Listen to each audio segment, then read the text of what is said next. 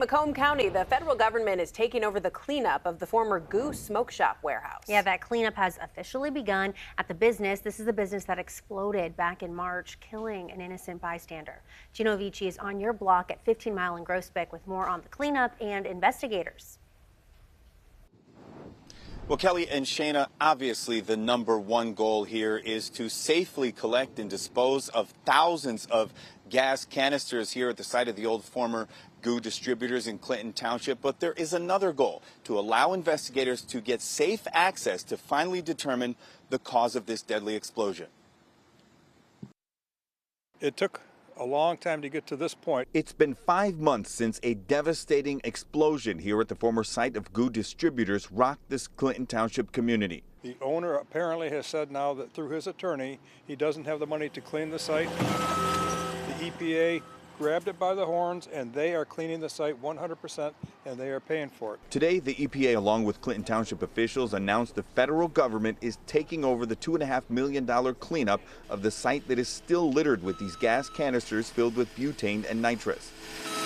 There is always a potential threat that there could set off another fire.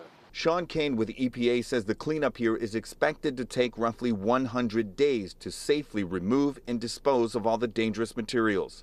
We have to make sure that in this building debris, when you have the roof come down and it's sandwiched, as we go in, we have to evaluate what is the threat level here. Are there still cans of ultrafine butane? Are there other things in there that we don't know about?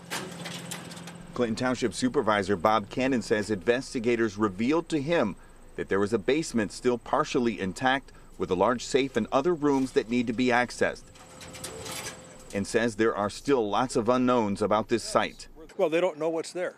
There's a safe that's buried. They'd like to see what's in the safe. Meanwhile, the owner of GOO Distributors, Noor Kestow, is out on bond charged with involuntary manslaughter and illegally housing tens of thousands of gas canisters. On the night of the explosion, one of those canisters struck and killed 19-year-old Turner Salter, who was standing across the street nearly a block away. As the cleanup continues, Cannon says he's relieved investigators may finally discover how the fire started. He believes it's possible that information may lead to more charges. They're here on site, in charge, cleaning this up, and the prosecutor is going to make sure that somebody pays for this crime.